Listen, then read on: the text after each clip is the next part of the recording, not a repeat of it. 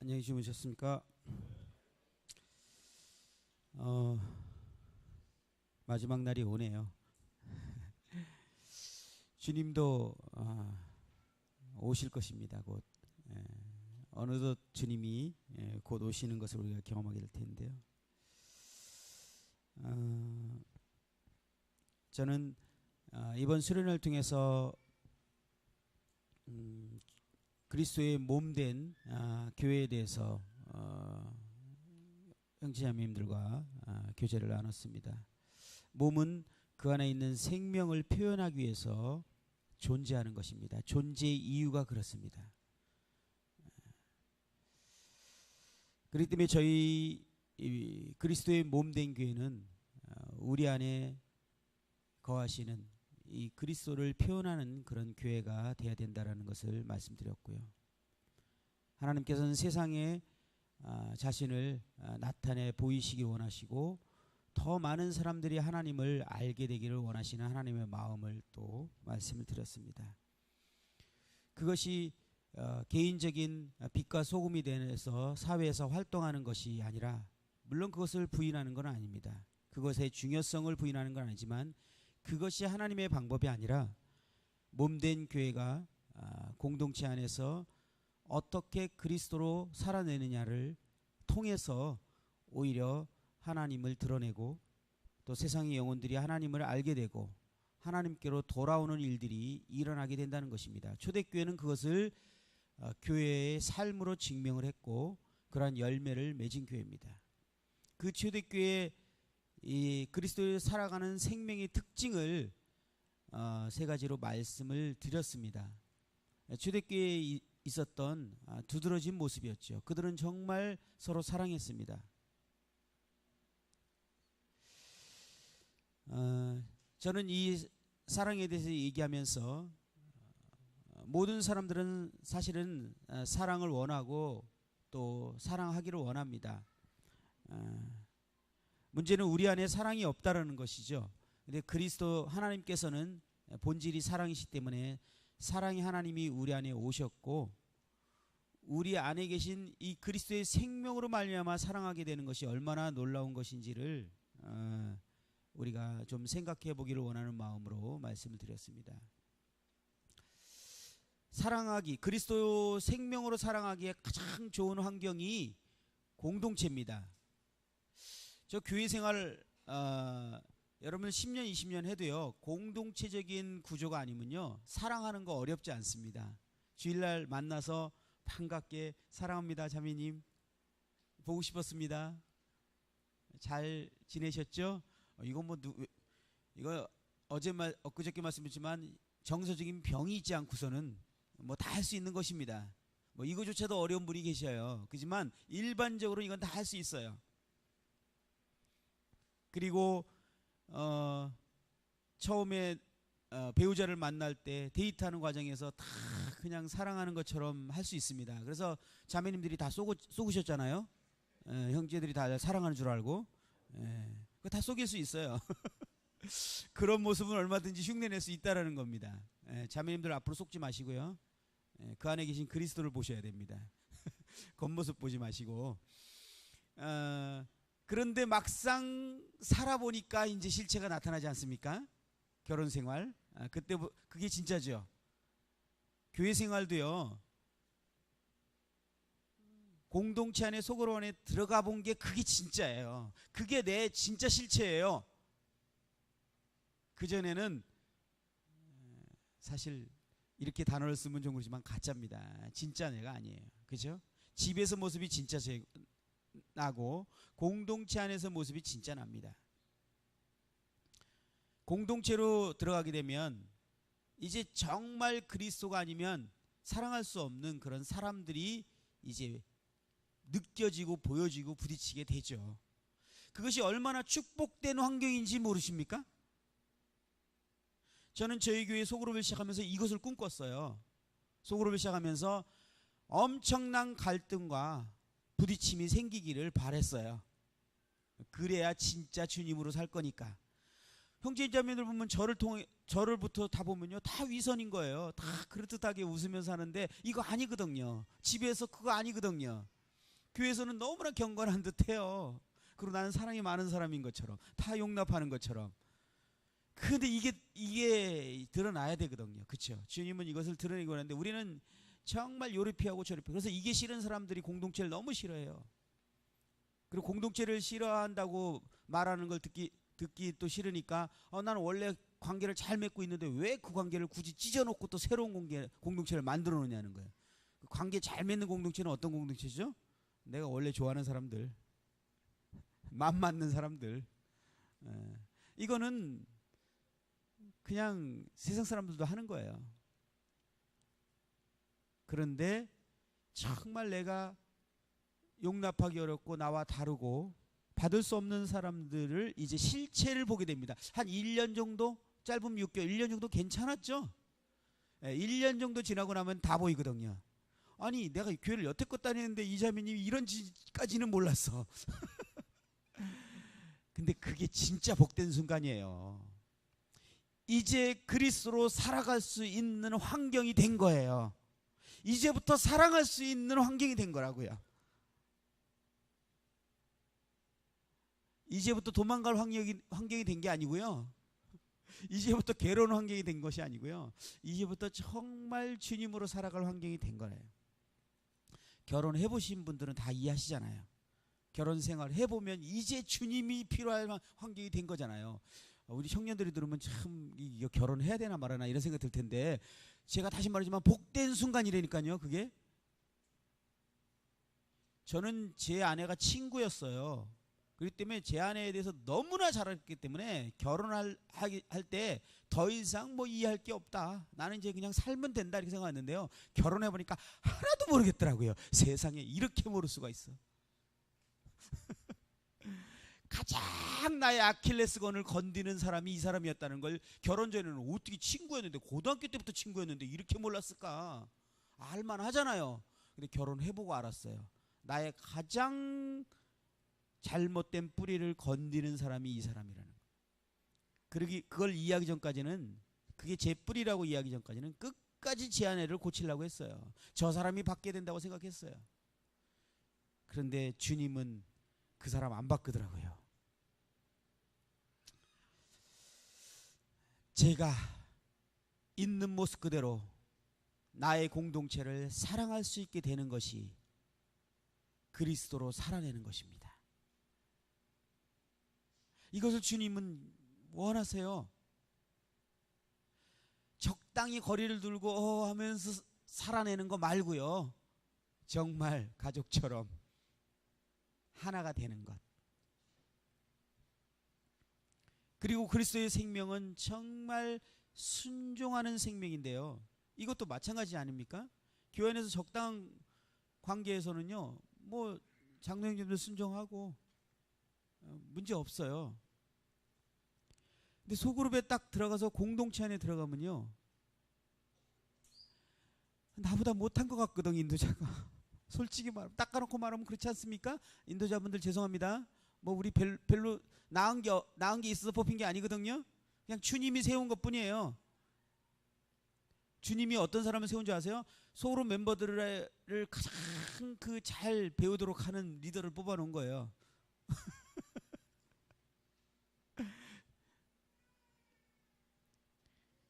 여러분, 소그룹 안에서요, 진리의 말씀과 많은 이론과 그럴듯한 그 성경의 말씀, 그 다음에 많은 깨달음과 이런 것들을 정말 기가 막히게 간증하고 교제하는데 리더에게 순종이 안 된다면요, 그는 그리스도로 살아가는 게 아닙니다. 제가 장담하건대 아닙니다.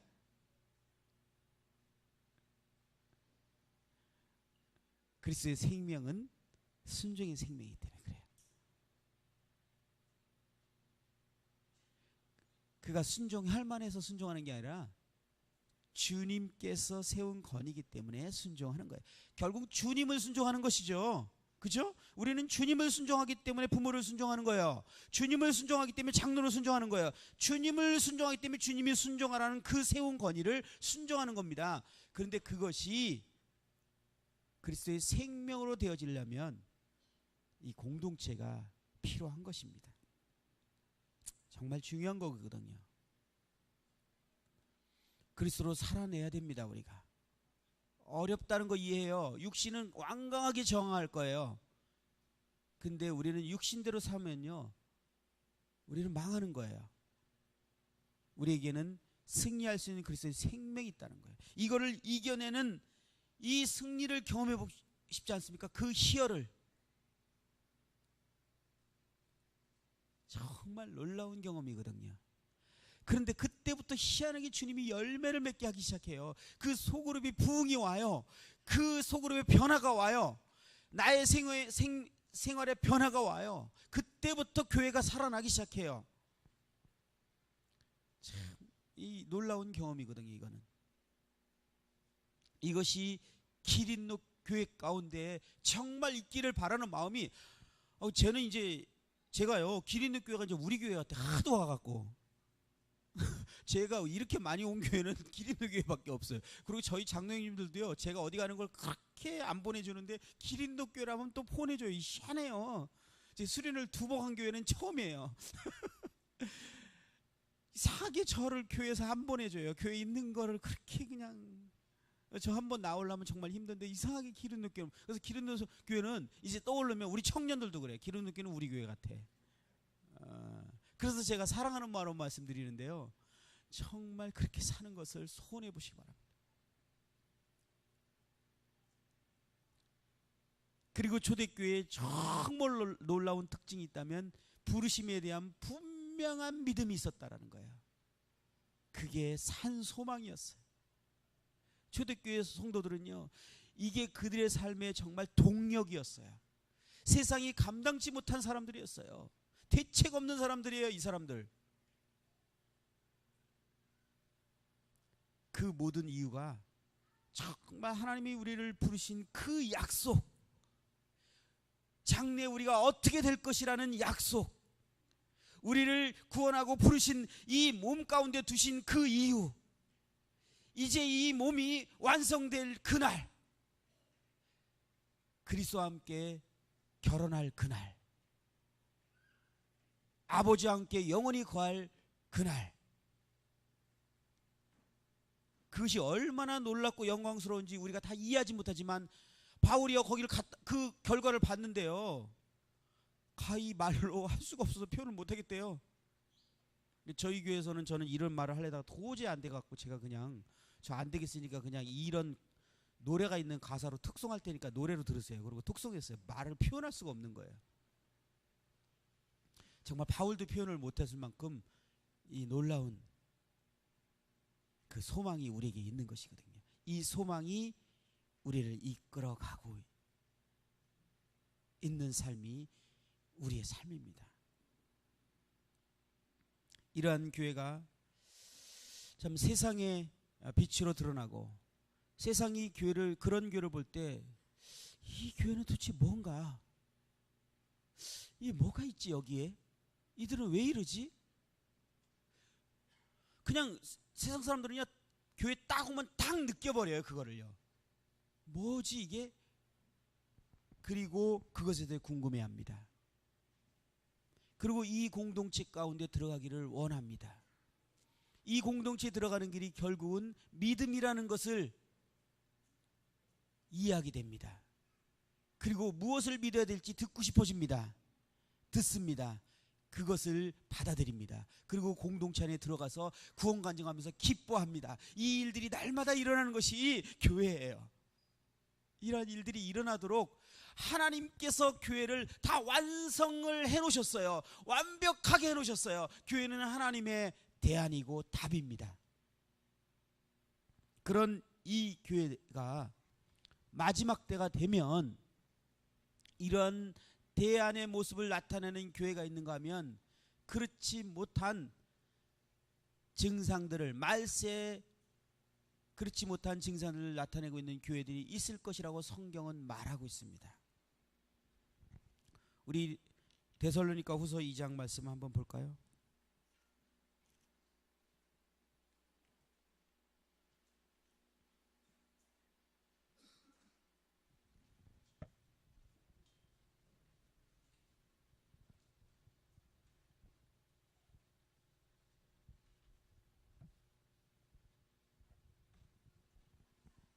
1절부터 보면요. 형제들아 우리가 너희에게 구하는 것은 우리 주 예수 그리스도의 강림하심과 우리가 그 앞에 모임에 관하여 영으로나 또는 말로나 또는 우리에게서 받았다는 편지로나 주의 날이 이르렀다고 해서 쉽게 마음이 흔들리거나 두려워하거나 하지 말아야 한다는 것이라. 누가 어떻게 하여도 너희가 미혹되지 말라. 먼저 배교하는 일이 있고 저 불법의 사람 곧 멸망의 아들이 나타나기 전에는 그날이 이르지 아니하리니. 우리는 말세의 현상들에 대해서 많이 교제하고 생각합니다.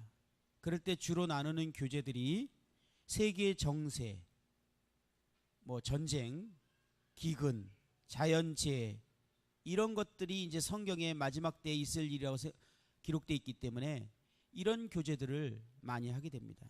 여기에 많이 집중되어 있습니다. 그러나 저희가 정말 그것은요 우리가 사실 관심 두지 않아도 됩니다. 우리가 깨어있게 되면요 깨어서 주님을 맞이하는 게 더 중요합니다. 그런데 성경에서는 이 증상 말고 더 중요한 것에 대해서 성경이 항상 말하고 있어요. 그것이 교회들 안에 배도가 일어날 거라는 거예요. 환난 기회도 일어나겠지만 이 마지막 때에 이런 일들이 일어날 거라는 거예요. 이 교회는 이것에 대해서 주목해야 되는데 이것이 많이 관가되어 있습니다. 대부분 사람들이 이런 그리스도인들에게 주목받지 못하는 이 마지막 때의 특징 현상들입니다.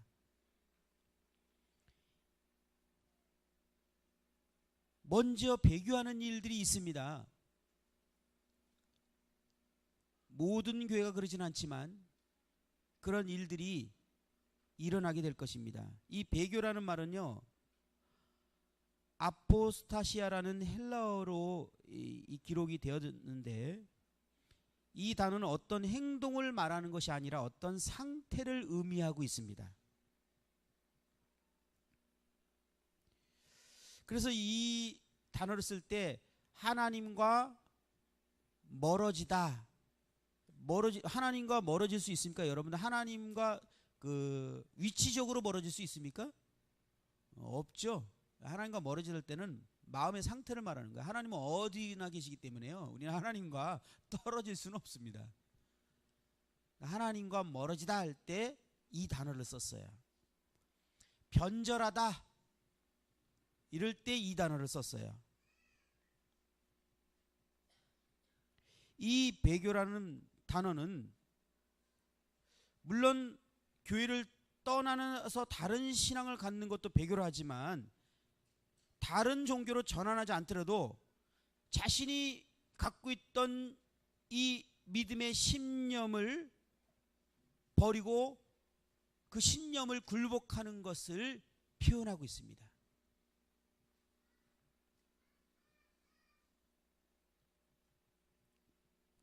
이 말씀에 대해서 바울이 가장 잘 표현하고 있는 것이 디모데후서 3장이죠. 우리 디모데후서 3장을 한번 보겠습니다. 디모데후서 3장입니다.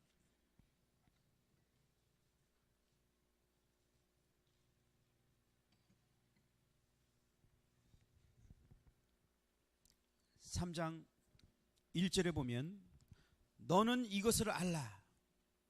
말세에 고통하는 때가 이르러. 너는 이것을 알라. 뭔가 표현이요. 저희들이 반드시 알고 생각하고 의식하고 있어야 될 그런 의미를 지금 바울이 마음을 표현하고 있습니다. 우리에게. 이거는 일시적인 상황이 아니라 마지막 때에 가장 두드러지게 나타날 영구적인 특징을 강조한 그런 의미입니다. 마지막 때에 두드러지게 나타날 특징이에요. 그래서 바울은 하나님의 자녀들에게, 우리 교회에게 마지막 때의 위험에 대비할 수 있도록 경고를 줬습니다. 너는 이것을 알아야만 한다. 반드시 알아야 된다. 이런 날이 오게 될 것이다. 이것을 너희들이 모르게 되면 너희들도 당하게 된다. 이렇게 지금 말하고 있는 거예요. 무엇입니까? 고통하는 때가 이르러. 이 고통하는, 이 말은 어렵고 슬프고 험난하고 이런 단어도 같이 쓰고 있는데요. 이 단어가 유일하게 마태복음 8장 28절에 같이 쓰여진데 딱 두 군데 쓰여졌어요. 마태복음 8장 28절은요, 귀신 들린 자에 대한 내용이었어요. 예수께서 건너편 가라다 지방에 가심에 귀신 들린 자 둘이 무덤 사이에서 나와 예수를 만나니 그들은 몹시 사나워 아무도 그 길로 지나갈 수 없을 지경이더라. 이 문장에서요, 몹시 사나워, 이 단어가 고통하는 같은 단어를 썼어요. 신약에서 이 두 구절만 이 단어가 사용되는데요, 두 구절 모두 특징은 뭐냐면 사단의 지배와 영향 아래 나타나는 그런 증상을 표현한 거예요. 이 경우 모두가 사단의 지배와 영향이 나타나고 있다는 거예요. 정말 의미심장한 말입니다. 다시 말해서 디모데후서 3장 1절 이후의 이 증상들은 사단의 영향력 아래서 나타나는 증상들을 말하고 있다는 거예요. 이것을 고통하는 때라고, 마지막 때에 반드시 일어날 일인데, 너희들은 이것이 사단의 영향력에서 벌어지는 일이기 때문에 너희들은 결코 사단에게 이것을 당해서는 안 되고 이것을 간파하고 이것을 알아야 된다. 그리고 뒤에 보면 너희가 이런 상황에 있을 때 이런 사람에게서 떠나라 이렇게 말하고 있어요. 이런 교회에서 떠나라 이렇게 말하고 있다고요. 바울은요, 이것에서 강력하게 말하고 있는 거예요.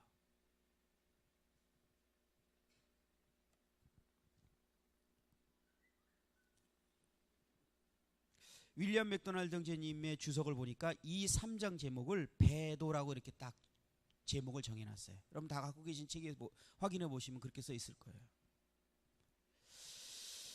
다시 말해서 마지막 시대에는 배도가요, 자연스럽게 일어나게 될 것입니다. 마지막 시대의 배도는 우리 스스로가 인식하지 못하게 되는 상황 가운데 진행될 것이에요. 이것은 시대의 흐름이기 때문에 그렇습니다. 시대의 흐름이라는 건 이 세상 흐름뿐만 아니라 기독교 계의 흐름이에요. 모임은 예외일까요? 아니요, 저는 그렇게 보지 않아요. 저희 교회는 예외일까요? 아니요, 저는 그렇게 보지 않습니다. 그렇기 때문에 이것을 우리는 말씀을 깊이 상고하면서 우리를 돌아보는 것이 대단히 중요합니다. 제가 앞에 이 그리스도의 몸된 교회, 그 아름다운 그리스도 살아내는 교회들을 얘기했지만 결국은 오늘 이 시간에 이 말씀 가운데서 우리들을 정직하게 살펴보고 이런 모습들이 우리에게 나타난다면, 돌이키고 회개하지 않는다면 우리에게서는 소망이 없습니다.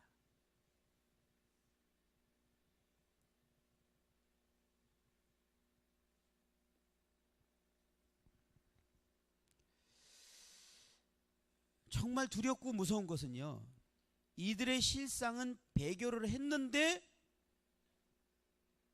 신앙생활, 종교생활을 그대로 하고 있다는 거예요. 모임생활을 하고 있고요, 심지어는 경건해 보이기까지 해요. 너무 괜찮아 보여요. 5절에 나와 있어요. 경건의 모양은 있으나. 지금 이 3장에 말하고 있는 사람들에 대해서 말하는 건요, 믿지 않는 사람, 교회를 떠난 사람을 말하고 있는 게 아니에요. 다른 종교를 갖고 있거나 교회를 열심히 다니다가 이제 교회를 안 나오는 사람들을 말하고 있는 게 아니에요. 지금 교회를 열심히 나오고 있는 사람이에요. 경건해 보여요. 모임에 빠지지 않아요. 예배에 참여해요. 교회 섬기고 있어요. 그런데 배도했다는 거예요. 마지막 때의 특징인 거예요, 이게요. 그래서 두려운 거예요.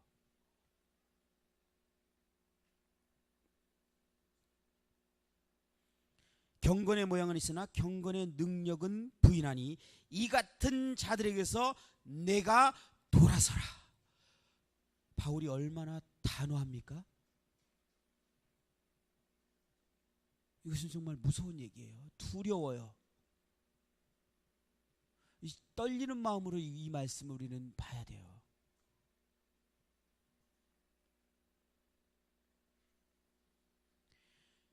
제가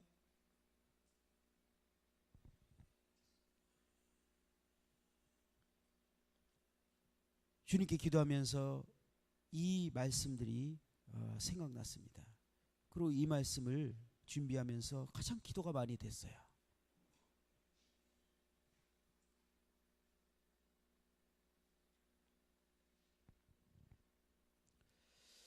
하나님은 우리에게 이 말씀을 통해서 우리가 준비하기를 원하셨습니다. 우리는 자신을 살피고 이 세상에 흘러 떠내려가지 않도록 우리는 마지막 이 시간에 이 말씀을 통해서 우리 자신을 정직하게 보고 우리가 돌이킬 것이 있는 것인지, 또 우리가 어디서부터 시작해야 되는지, 또 무엇을 기도해야 되는지 생각해보는 시간이 됐으면 좋겠습니다.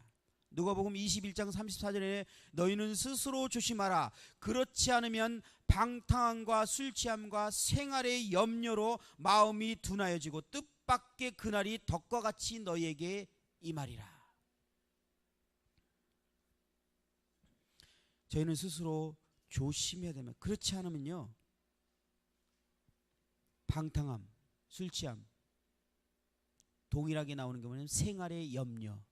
여러분들에게 생활의 염려가 오셨습니까?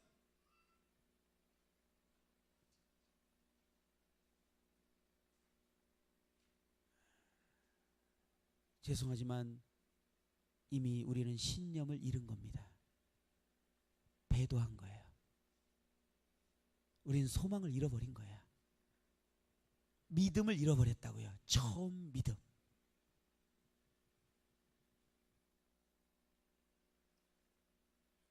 뜻밖의 그날이 덕과 같이 임하리라. 우리는 성경에서 이미 예견된 이 어려움을 어떻게 받아들일 것인지, 교회가 베개의 길을 들어서도록 그냥 놔둘 것인지, 아니 어쩌면 이미 들어서 있다면 그냥 둘 것인지, 아니면 돌이키고 회개할 것인지, 아니면 우리는 세상을 이기고 하나님을 나타내는 거룩한 공동체가 될 것인지 우리는 결정해야 될 것입니다. 너는 이것을 알라. 말세에 고통하는 때가 이르리니. 바울이 얘기했던 말세의 증상인 이 배교가 모든 교회들의 깊이 들어와 있음을 우리는 정직하게 인정할 수밖에 없습니다. 그러나 다른 교회를 우리는 지금 볼 여유가 없죠. 저는 저희 교회를 생각합니다. 여러분들은 이 기린누 교회를 생각하시면 됩니다. 3장 2절부터는 사단의 지배와 영향력 아래에 있는 사람들의 특성이 열거됐습니다. 그렇죠? 그 특성이 무엇입니까? 항상 첫 번째가 모든 것을 여는 키입니다. 사람들이 자기를 사랑하며,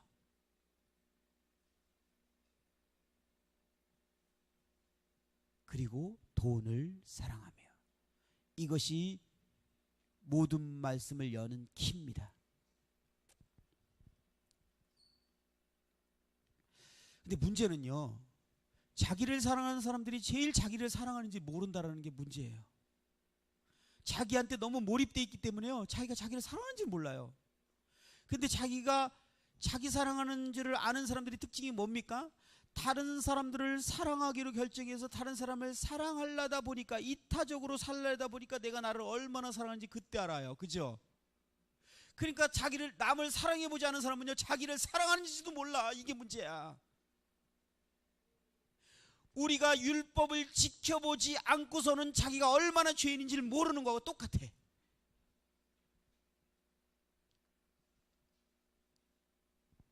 말세 사단의 영향력 아래서 가장 교회 안에서 일어나는 첫 번째 특징은 자기를 사랑한다는 거예요. 오늘 이 말이 뭡니까? 여태껏 지금 오늘 수련회 얘기했던 이 교회 가운데서 형제 사랑, 정말 사랑이 나타나지 않으면 결국은 자기를 사랑하고 있는 거예요. 사랑하고 있지 않은 상태를 말하고 있는 거예요.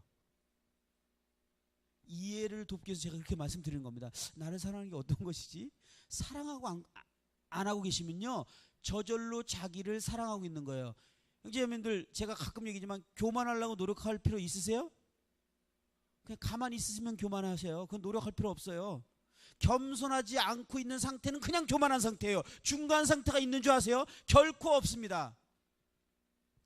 하나님께 붙어 있는 상태 아니면 떨어져 있는 상태지 중간 상태 없어요.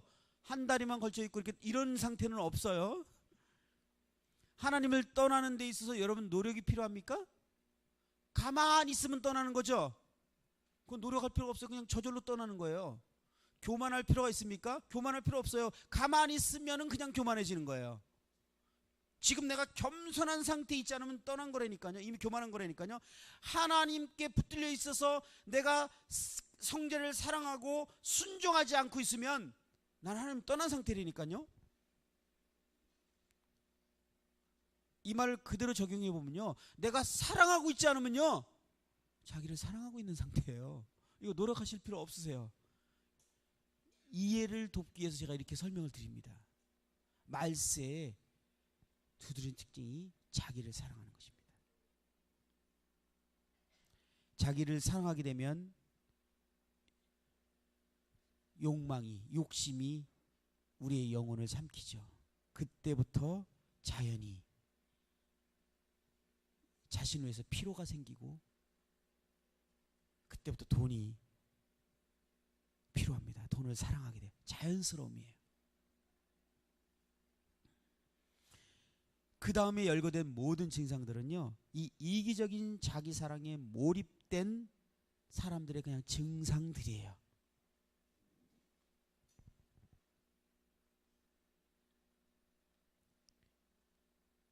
자랑하며 교만하며 비방하며 부모를 거역하며 감사하지 아니하며 거룩하지 아니하며 무정하며 원통함을 풀지 아니하며 모함하며 절제하지 못하며 사나우며 선한 것을 좋아하지 아니하며.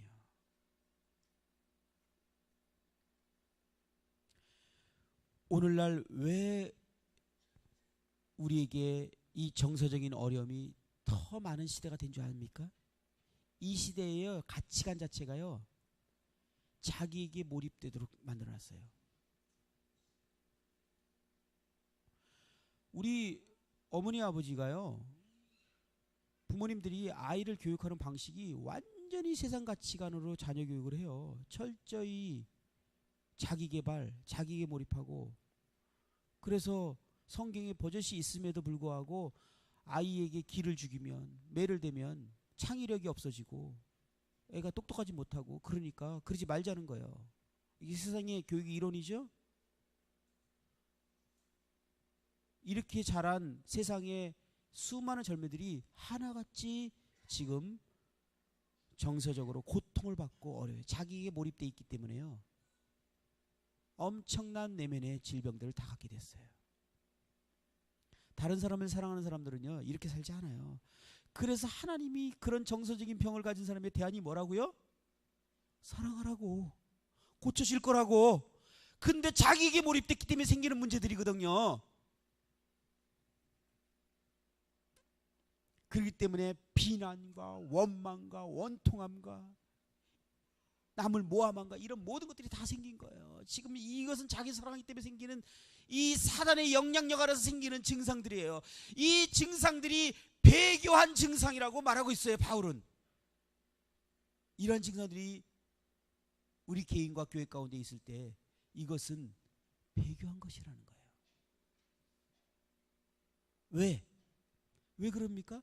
지금까지 우리가 수련회에 말씀드렸던 앞에 말씀과 완전히 반대되는 증상 아닙니까? 그리스도의 생명으로 살아내지 않는 삶의 증상 아닙니까? 그리스도의 생명으로 살아내지 않으면 우리는 배도한 거예요. 중간 지대는 없습니다.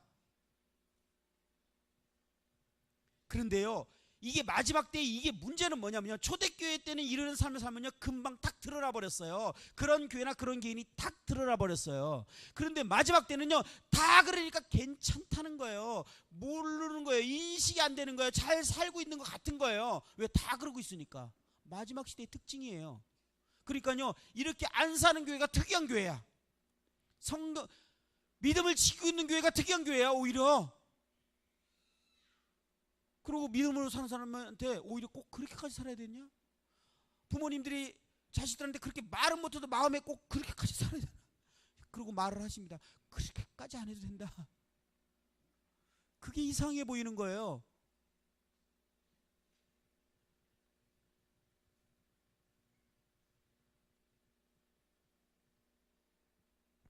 이거는 이미 교회가 배교의 길로 들어섰기 때문에 나타나는 증상입니다. 제가 이것을 어떻게 표현할 수 있을까요? 사도 바울은요 이것을 너무 심각하게 말을 했어요. 너희는 이것을 알라. 이걸 표현을 고통하는 때가 이르리니. 하나님의 고통입니다. 하나님의 눈물이에요. 하나님의 마음의 심장의 고통이에요. 우리가 몸된 교회가 됐는데 하나님을 표현하고 하나님을 드러내지 못하는 배교한 교회, 하나님의 마음의 고통이에요. 근데 이게 인식이 안 된다는 거예요. 너무 자연스럽다라는 거예요.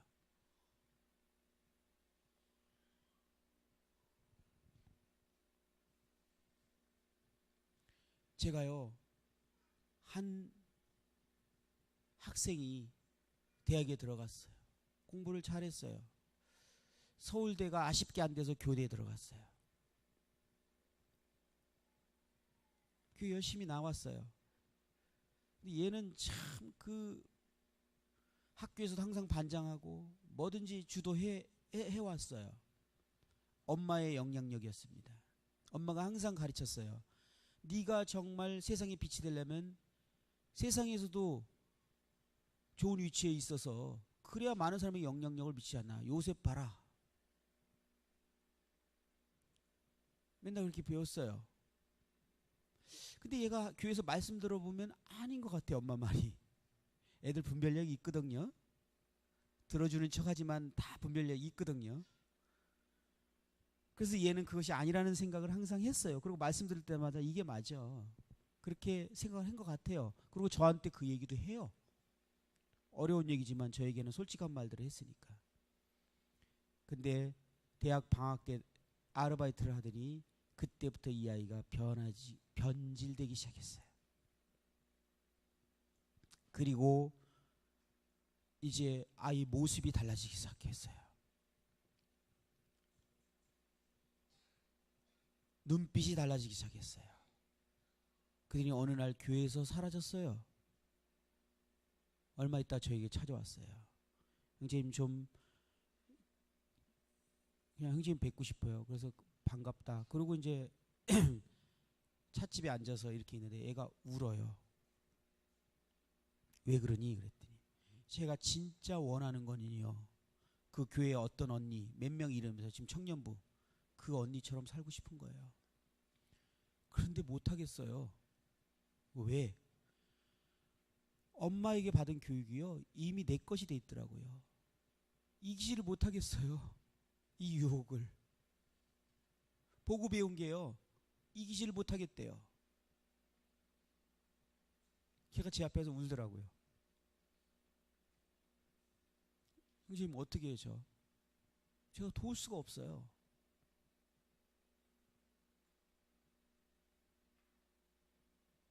정말 영향력 무섭습니다.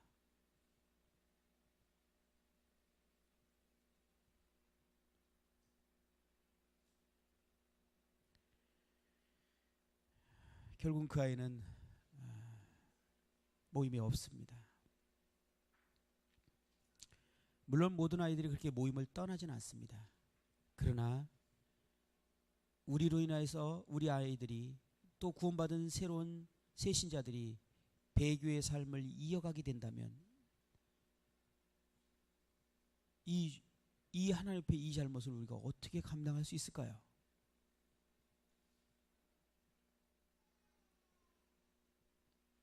고린도서 5장 15절에 보면 그가 모든 사람을 대신하여 죽으심은 살아있는 자들로 하여금 다시는 그들 자신을 위하여 살지 않고 오직 그들을 대신하여 죽었다가 다시 살아나신 이를 위하여 살게 하려 함이라. 이렇게 말했습니다. 우리가 주님께서 우리를 위해서 죽으신 이유가, 주님이 우리를 부르신 이유가 이제 우리가 우리 자신을 위해 살지 않고 우리를 위해 죽었다가 다시 살아나신 이를 위해 살게 하는 것이 우리를 부르신 목적이었는데 말세에 가장 찾아보기 힘든 정신이 됐습니다.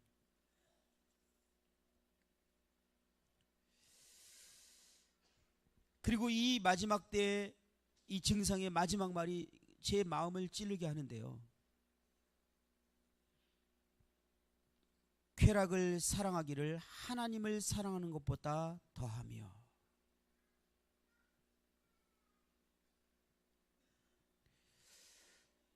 다른 성경에 보면 그냥 하나님을 사랑하지 않고 이렇게 다 표현되었어요. 결국 우리가 하나님을 사랑하지 않는 것이 배도라는 거예요. 우리의 모든 삶의 동기가 하나님을 사랑하는 것이 동기가 되어야 될 텐데요.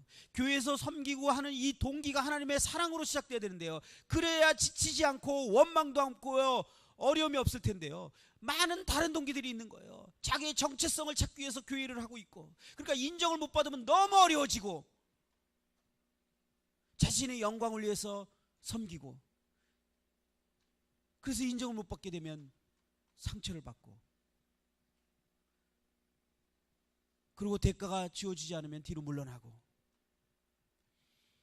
하나님을 사랑하는 동기가 우리의 모든 동기가 되어야 될 텐데 마지막 때는 이러한 것들을 찾아보기가 어렵다라는 거예요.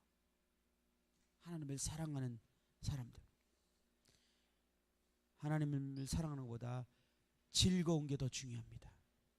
그래서요, 어쩌면 우리는 교회에 나왔을 때요, 형제가 우상이 돼 있을 수 있어요. 하나님보다 형제가 더 좋아요. 그래서 사랑이라고 표현 안 했습니다. 그래서 더 좋아요. 더 재밌어요.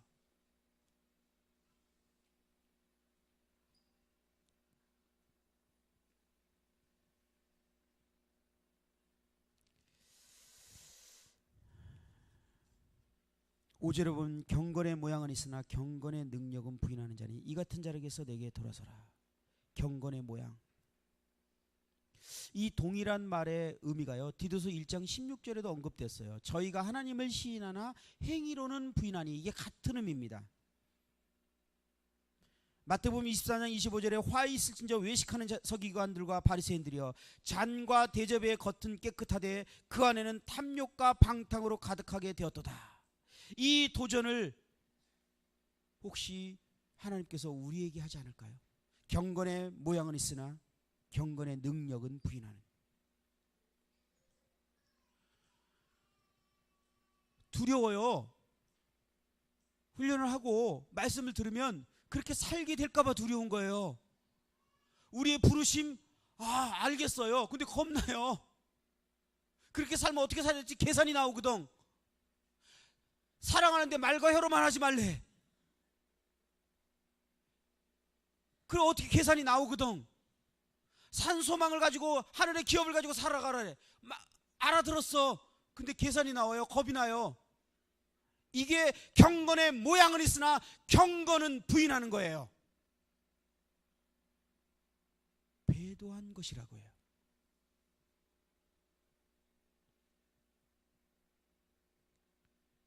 그래서 계산이 나오니까 말씀 안 들으려고 그래. 훈련 안 받으려고 그래. 그 다음에 계산이 나오니까 어떻게 살아야 될지 이미 많이 주워 들었잖아요, 우리요. 그죠?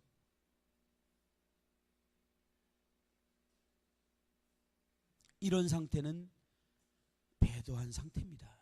지금 성경은 그런 상태를 말하고 있는 거예요. 그런데 우리는 다른 사람의 이목, 결국은 체면, 결국은 그것이 자기 정체성이고 자기 존재의 이유이기 때문에, 하나님과 관계를 통해서 자기의 정체성 찾지 않기 때문에요. 이 체면이 있기 때문에 겉의 모양을 꾸밉니다. 그래서 교회에 나왔을 때요, 그렇지 않은 척해요. 기본을 해요. 예배를 참석하고요, 모임을 빠지지 않고 적당히 섬김을 하고, 그럼에도 불구하고 배도할 수 있다라는 말이에요. 이 말이 하나님 말씀이 임했을 때 정직하게 예 주님 하고 가지 못하는 그 상태를 배도라고 말하는 겁니다. 우리 다 알았어요. 맞아요, 그 말씀. 그런데 계산이 나와요. 그러면 내가 삶을 어떻게 조정해야 될지 답이 나와요. 어떤 대가를 치러야 될지 답이 나와요. 못하겠어요. 배도입니다. 그렇지 않습니까? 경건의 능력을 부인하는 거예요. 참 두렵습니다. 그러면서요, 참 재미있는 말이 6절에 보면, 그들 중에 남의 집에 들어가 어리석은 여자를 유인한 자들이 있으니 그 여자는 죄를 중히 지고 여러 가지 욕심에 끌린 바 되어 항상 배우나 끝내 진리 지식에 이를 수 없느니라. 항상 배우는데 끝내 진리 지식에 이를 수 없대래요. 그 앞에요, 여러 가지 욕심, 이거는 육신적인 욕심 말하는 게 아니라 지적인 추구를 말하는 거예요. 매일 배워요. 또 배우고 말씀도 잘 들어요. 그리고 막 열심히 들어요. 잘 들어요. 그리고 막 배우는 거 좋아해요. 그런데 항상 성장하지 못해요. 이유가 뭐라고요? 배도했기 때문에. 이미 배도한 거예요. 이미 마음에서요, 그 신념을 버려버렸어요. 처음 믿음을 버려버렸다니까요. 부르심의 소망을 버렸어요. 그리고 배우려고 하는 거예요. 자꾸. 배운 뭐예요? 변화가 없어요. 그러니까 머리만 커지는 거예요. 삶의 변화가 없어요. 자꾸 지식만 키우는 거예요. 그러니까 지식 키웠으니까 그 다음에 하는 거 뭐예요? 분별하는 거잖아요. 그거 아닌데. 그런 사람 때문에 교회가 어려워요. 교회는요, 사랑하고 순종하고 부르심의 소망에 살아가는 때문에 교회가 살아나요. 근데 분별하는 사람 때문에 교회가 어려워요. 공동체는요, 자기의 아젠다를 다 버린 사람들의 모임이에요. 하나님의 공동체는 자기 생각, 자기 뜻. 이런 사람들은 아무리 배워도요, 성장하지 못하는 거예요.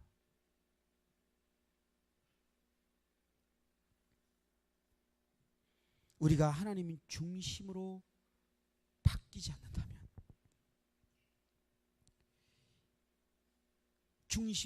중심이 바뀌지 않고 영적 추구를 하는 것에 대해서 한번 생각해 보세요. 차라리 안 하시는 게 어떨까요? 왜? 교만해지니까. 그러면 또 다들 아무도 성경 공부 안 할까 봐 이 말 취소해야겠네. 그래도 하다가 또 바뀔 수 있으니까 하세요.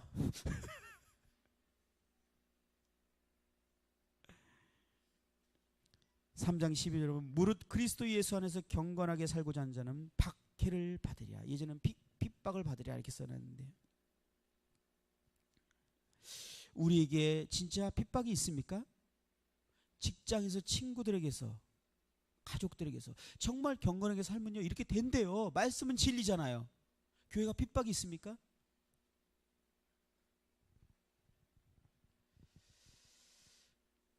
성경은 우리 어제 본 것처럼, 형제들아 세상이 너희를 미워해도 이상히 여기지 말라는데, 세상이 우리를 미워해도 이상히 여기는데 이 말씀은 진리 같지가 않아. 안 미워해. 그러면 성경이 틀렸든지 우리가 배도했든지 둘 중에 하나 아닙니까?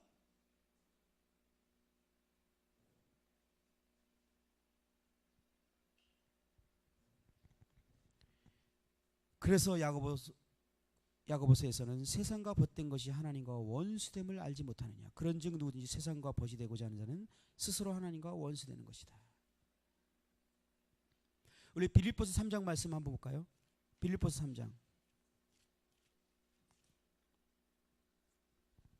사도 바울이 이 디모데에게 말한 이 디모데후서의 말씀 말고 빌립보 성도에게 눈물을 흘리면서, 제가 눈물을 흘리면서 말할 수 있을 때 우리에게 이 말이 정말 우리의 마음을 바꾼다면 제가 울 것 같아요. 근데 그것이 저는 바울 같은 사람이 아니고 그런 영향이 없을 건데 제가 눈물을 흘리지 않는데요. 바울은 울면서 한 말이 있어요. 17절 3장 17절 형제들아 너희는 함께 나를 본받으라. 그리고 너희가 우리를 본받은 것처럼 그와 같이 행한 자들을 눈여겨보라. 바울은요 우리 어제까지 말씀드렸던 그 삶을 살았던 사람이에요. 산 소망을 가지고. 근데 내가 여러 번 너희에게 말했거니와 이제도 눈물을 흘리며 말하노니 여러 사람들이 그리스도의 십자가의 원수로 행하느니라. 여기는 베드로가 표현하지 않고 원수라고 말하고 있습니다. 십자가의 원수. 정말 가격한 말을 쓰지 않습니까?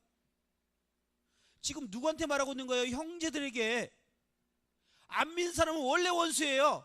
근데 믿었던 사람들에게 십자가의 원수로 행한다고 말하는데 그 이후에 어떤 표현을 했습니까? 그들의 마침은 멸망이요 그들의 신은 배요 그 영광은 그들의 부끄러움에 있고 땅의 일을 생각하는지라.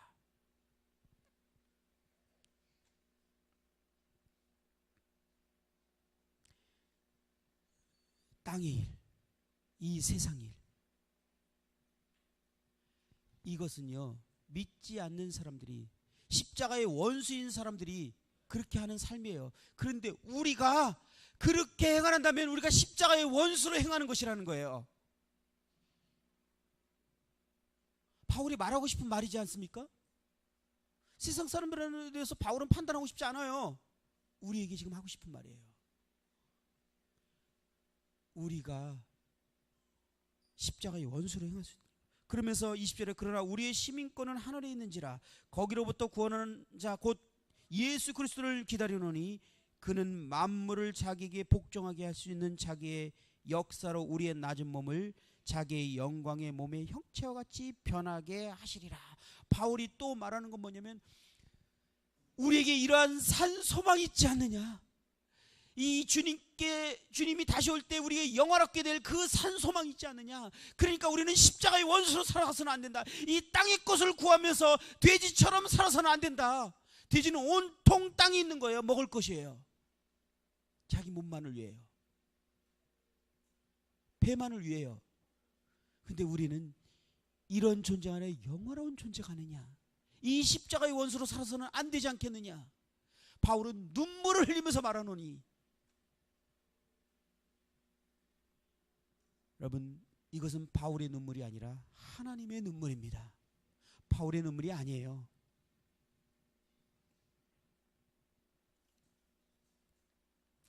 다시 디모데후서 3장으로 가보면요,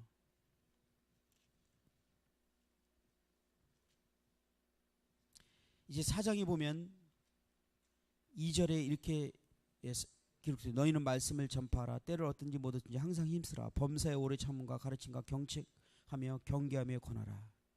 예, 말씀을 가르친 자들은 정말 이 말씀들을요, 우리가 들었던 이 말씀들이요 끊임없이 전하고 또 복음을 전하셔야 될 것 같습니다. 그러나 이제 제가 주목하는 건 3절입니다.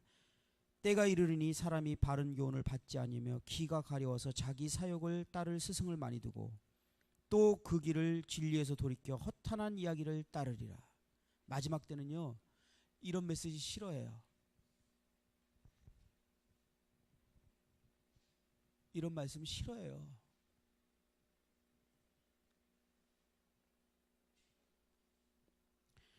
제가 솔직히 말씀드리면 이런 말씀 전하면서 어떤 분들은 참 빨리 이 수련회가 끝나고 싶겠다, 끝났으면 좋겠다 생각하겠다. 왜 저런 얘기를 자꾸 하지, 좀 마음 따뜻해지고 하나님의 사랑이 느껴져서 막 이런 얘기 좀 하지. 그러면 저도요 안 하고 싶어요.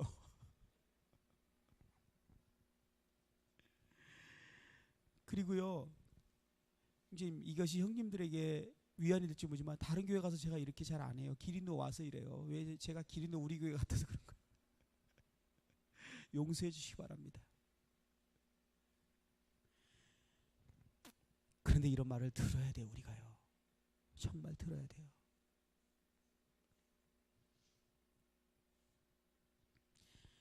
제가 이 4장의 마지막 말씀을 드리면서 마무리할까 하는데요, 10절부터 보겠습니다. 대마는 이 세상을 사랑하여 나를 버리고 데살로니가로 갔고,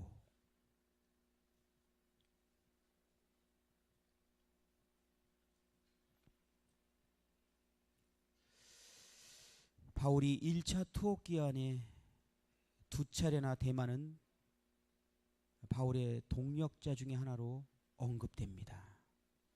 골로새서에 기록되어 있고 빌레몬에 기록되고 정말 좋은 동역자로 제시됩니다. 그러나 그는 이 세상을 사랑하여 바울을 버리고 갑니다. 대마가 그리스도를 부인하고 교회를 떠났을까요? 아니에요. 그가 거짓 교사들과 손잡거나 이단으로 넘어갔을까요? 아니에요. 그는요, 다만 개인적인 그 안전을 도모하려는 인간적인 성향을 드러낸 것입니다. 이 계산을 해보니까요, 더 이상 이렇게 가다가는 안 될 것 같은 거예요. 계속 가다가는. 그래서 돌아선 거예요. 내가 생각한 거와 다르거든. 이렇게 되면 나의 필요, 또 우리 가정, 또 나의 어떤 그 안정 누리는 것, 이런 것들이 계산이 나오는 거예요. 그래서 대마가 바울과 함께 가던 길을 버리고 돌아간 거예요. 배도입니다.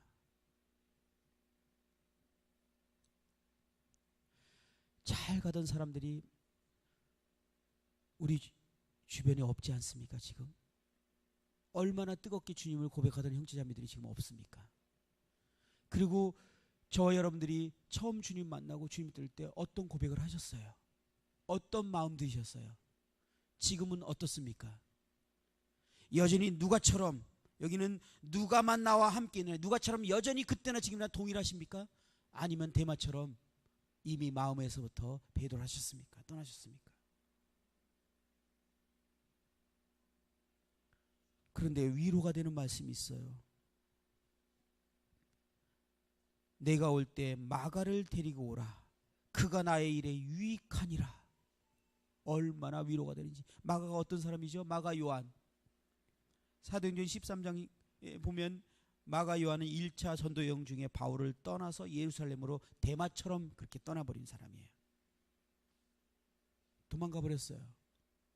사도행전 15장에 이 요한을 데려가자는 것 때문에 바나바와 바울이 심하게 싸웁니다. 그래서 바울과 바나바가 헤어지긴 계기가 됐어요. 그만큼 문제 많은 마가 요한이었어요. 근데 이 요한이요, 지금 대마가 떠난 이 시점에, 마지막 이 시점에 마가가 나의 일에 유익하니라. 처음은 나빴지만 마지막이 좋았던 마가, 처음은 어설펐지만, 처음은 육신적으로 시작했지만 마지막이 아름다웠던, 하나님께 유익이 됐던 마가가 될 것이냐, 처음 시작은 뜨겁고 열정적으로 시작했지만 끝이 베드로로 끝난 대마가 될 것이냐, 아니면 처음과 끝까지 변치 않는 누가의 삶을 살 것인가. 여러분, 우리는 누구입니까? 여러분은 누구입니까? 누가이십니까? 예, 하나님께서 반드시 칭찬하실 것입니다. 충성된 종아. 마가입니까? 예, 정말 잘하셨습니다. 아니, 마가가 되고자 하십니까? 예, 잘 결정하셨습니까? 저희들이 그렇게 돼야 되지 않겠습니까? 그러나 대마가 돼서는 안 됩니다.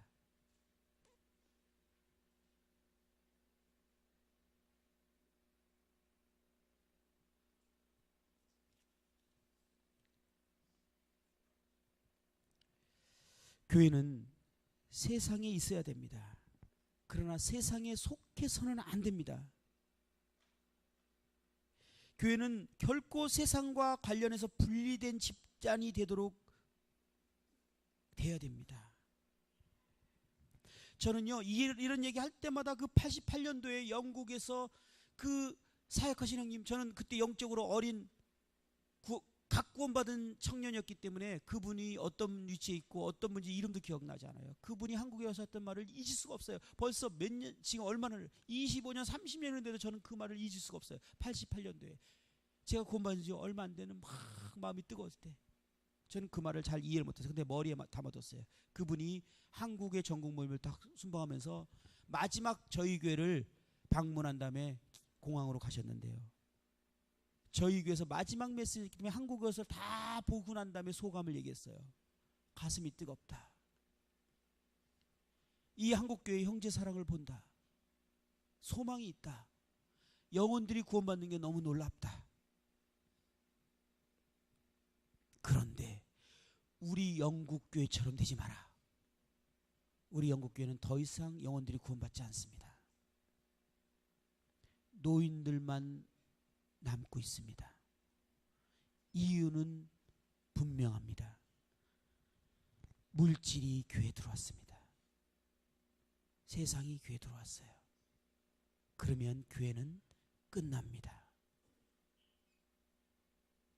저는요 그때 우리 교회 분위기가 그랬고 제가 그랬기 때문에요, 모든 걸 다 버리고 주님을 따르려고 하는 사람이었기 때문에 그 말이 이해가 안 갔어요. 아니 왜 우리가 그래? 그럴 일이 있겠어? 근데 그분이 있어. 88 올림픽이 있고 나면 한국 경제가 문화가 달라질 것입니다. 이때 지금까지는 교회나 세상이나 같이 가난하기 때문에 별 표가 안 나시죠. 그러나 세상이 부유하게 될 때 교회와 세상은 달라져야 될 텐데 그렇지 못할 때 교회는 배도의 길을 가는 것입니다. 교회는 끝나는 것입니다. 그 얘기를 할 때요 저는 이해를 잘 못했어요. 그런데 그 형님의 말씀대로 교회가 되더라고요.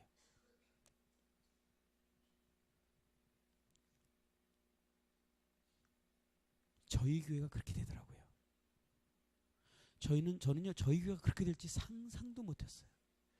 영적인 힘을 잃어버렸어요. 아무리 발버둥쳐도 회복이 안 돼요. 회복이 안 돼. 예전처럼 그렇게 뜨겁고 형제 사랑이 안 돼요. 희한해요. 형님들이 별의별 노력을 다 하고요, 이렇게 저렇게 해보고요, 말씀도 해보고 막 하는데 회복이 안 돼요. 하루는 도저히 안 되니까 형제님들이 둘러앉아서요 회의가 일어났어요. 일꾼들이 모여서 도대체 우리 교회가 왜 회복이 안 돼? 말씀이 부족하냐, 무엇이 부족하냐, 왜 어떤 노력을 해도 예전 같은 그런 형제 사랑과 그 뜨거운 복음의 열정과 영혼들이 돌아다니는 일이 안 일어나냐. 인도국회 있기 전에 관악교에서 했던 회의예요. 제가 말씀드린 적 있죠. 그런데 제 마음에서요 이 생각나는 게 있는데 이걸 어떻게 해야 될지 모르겠어요. 내 마음에서 막 이 심장이 고독치고 이 정직하게 이게 생각나는 게 있는데 말을 못하겠어요. 주님께 막 기도했어요. 근데 주님이 정직하게 얘기하라 그래요. 제가 정직하게 했어요. 참 당돌했죠. 인도하시는 형님에게 형님이 아파트 사고부터 그랬습니다. 제가 얘기했어요. 참 제가 어떻게 그렇게 말했나 몰라요. 근데 사실이었거든요. 그 당시에 아파트는요 우리에게 너무나 놀라운 집이었어요. 생각해보세요. 80년대 90년대 아파트 산다는 게 정말 얼마나 좋은 거예요. 그때 유행하는 게 맨션에 사느냐 맨손을 사느냐 막 이럴 때야. 그 다음에 아파트였잖아요. 그러니까 우리 형제들에게 아파트는요 우리 형제들 중에 아파트 간 사람이 한 명도 없어요. 그 당시에 우리 교회를 얘기하는 겁니다. 다른 교회를 지금 얘기하는 게 아니에요. 그런데 자매님이 너무 그런 부분에 소원이 있어서요 형제님에게 계속 얘기하면서 아파트를 사신 것 같아요. 융자로 사셨죠. 돈이 있으신 게 아니라 어디 돈이, 저희 교회 형제들은 돈이 있는 사람이 없어서요 항상 있으면요 형제 사랑을 안 하느라고 돈을 축적하지를 못했어요. 그리고 저희는 전세금 올려달라 그러면 형제들이 기도했어요. 기도제목을 내놔요. 그러면 같이 기도해요. 그러면 어느 형제가 기도하다가 자기가 전세금을 이제 3개월 후에 내야 될 돈이 있단 말이에요. 그걸 모아놓은 거예요. 직장 다니면서. 그런데 기도하다가 주님 부담 주셔서 그냥 당신이 먼저니까 먼저 전세금 써. 그리고 자기 거 준 거예요. 그리고 그냥 하나님께 매달린 거. 하나님 전 3개월에 이제 주님이 해주셔야 돼요. 그럼 또 다른 형제가 여기 채워주고 이러고 사는 교회거든요. 그러니까 가진 게 없던 사람들이에요. 근데 아파트가 어디 있어? 그런데 아파트를 탁 산 거야. 그런데요, 그게 문제가 아니라요. 그걸 딱 사니까요, 육신은요 정말 기가 막히게 반응합니다. 그때부터 형제들이 막 이 사람 저 사람이 아파트를 융자를 내서 이제 신청하더니 당첨이 막 되는 거예요. 미분양 아파트 뭐 쉽잖아요. 막 되더라고요. 돈도 하나도 없는 사람이 아파트를 그 당시에는 뭐 그래도 아파트 값이 서울인데도요 뭐 6천만 원 5천만 원밖에 안 했어요. 제 기억으로는. 그러니까 덤빌만 했어요. 그래서 뭐 전세 보증금 한 1,000만 원 정도 있잖아요 그때. 그러니까 한 4천만 원, 한 2천만 원 있으면 한 3천만 원 은행 융자 얻으면 되는 거예요. 그러니까 덤빌만 하더라고요. 다 그렇게 사잖아요 세상 사람들은요. 그게 지혜로운 것 같았어요. 그렇게 했어요. 지혜로운 거죠. 집 살 때는 그것보다 지혜로운 게 있어요? 그 5천만 원 다 모아서 산 사람이 바보지. 지혜롭게 했어요. 근데 그 다음에 어떤 증상이 일어났습니까? 이제 융자를 갚아야 되고, 그러니까 형제한테 줄 돈이 어디서, 융자 갚아야지. 월급 받으면 빨리 다 이거 내야지. 그리고 지금 다니는 직장 갖고는 삐걱삐걱해. 그러니까 직장을 좀 더 월급을 많이 주는 데로 옮길래야 되니까 이제는, 그전에는 월급을 많이 주는 것보다도 모임 생활을 할 수 있는 직장을 선택했는데 이제는 그게 우선순위가 바뀌었지. 월급 많이 주는 곳, 좋은 직장. 이게요 몇 년 사이에 바뀌더라고요. 오래 걸리지도 않아요. 누가 뭘 할 것도 없어요. 그런데요 문제는 아무도 인식하지 않았어요. 그래놓고 둘러앉아갖고 10년 7년 8년 후에 둘러앉아놓고 우리가 하는 말이, 하나님 볼 때 얼마나 기가 막혔겠어요. 우리 왜 이러냐, 도대체 왜 형제 사랑을 이러느냐, 왜 복음이 예전 같지 않느냐, 영혼들이 안 더해지느냐, 이거 무슨 대책으로 해결할까 앉아서 기도하고 막 하면서 얘기하고 있는 거예요. 하나님 보실 때 얼마나 기가 막혔겠냐고요. 우리가 그러고 있었어요. 몰랐어요 왜 그러는지. 저는요 막 가슴이 찢어지는 것 같은 거예요. 눈물이 나서 견딜 수 없어요. 그래서 제가 참았어야 되는데 그 얘기를 했어. 근데 저는 거기서 마음이 풀었어요. 형님이요 맞다. 근데 다 공감을 했어요. 인정을 했어요. 그런데 그 다음에 입을 멈췄는데 다음 말도 했네. 그럼 아파트 형님 파시겠습니까? 다른 형제 팔면 이거 회복될 것 같거든. 그때나 지금이나 제가 참 당돌하죠. 예, 용서해 주시기 바랍니다. 저의 연약함이에요. 근데 형제님이 정직하게 얘기해 주셨어요. 나는 팔 수 있는데 내 아내는 안 될 것 같다. 그래서 저는 그때 예 알겠습니다. 저 마음이 편안했어요. 그리고 우리 교회를 인정했어요. 여기까지다. 더 이상은 나아질 수 없겠구나. 그럼 여기서 최선을 다하자. 슬프지만 그렇게 결정했어요. 저는 인덕원에 나와서요 장로들하고 시간만 나면 교제합니다. 형님 우리 이 땅에서 고생할 각오 합시다. 왜 그렇게 될까봐 두려워서.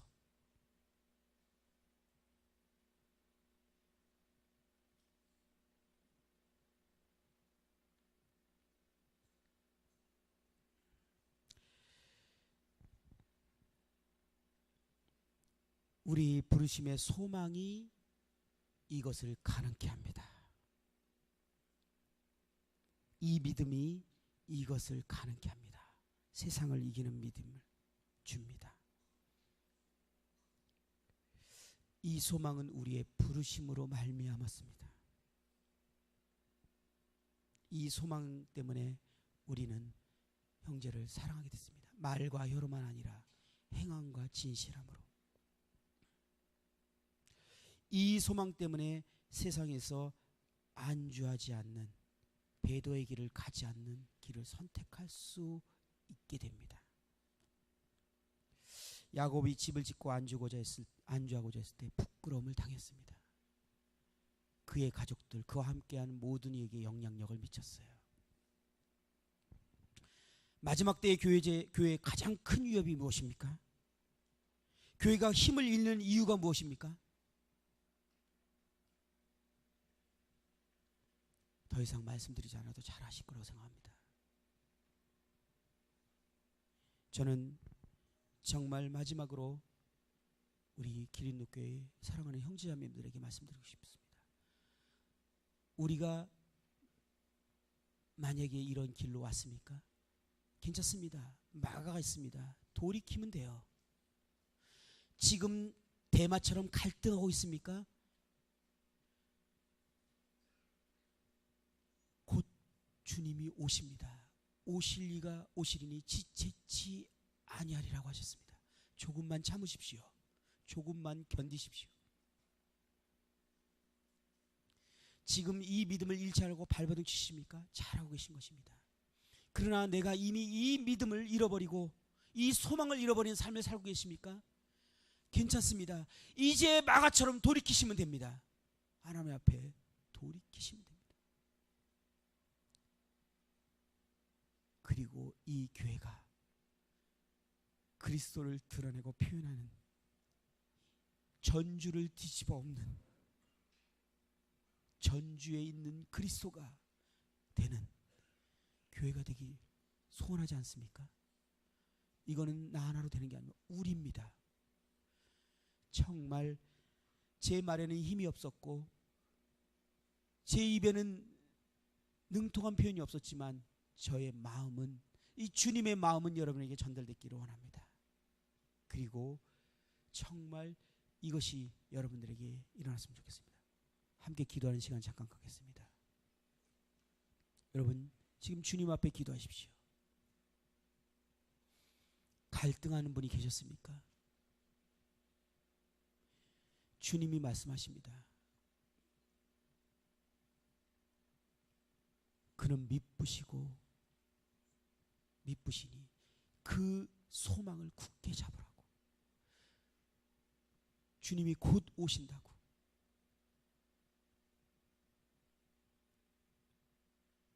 조금만 견디십시오. 외로우시더라도 견디십시오. 이미 마음이 떠나셨습니까? 이 소망이 나를 사로잡지 않습니까? 이 소망이 내 삶에 영향을 미치지 못합니까? 지금 주님 앞에서 회개하십시오. 돌이키십시오. 주님, 저에게 이 소망을 부어주십시오. 다시 이 처음 믿음을 회복시켜 주십시오. 이 처음 사랑을 회복시켜 주십시오. 저의 마음을 주님께 돌이킵니다. 여러분 개인적으로 기도하는 시간이 됐으면 좋겠습니다. 잠시 각자 이 교회를 위해서, 자신을 위해서 기도하는 시간을 가지시기 바랍니다.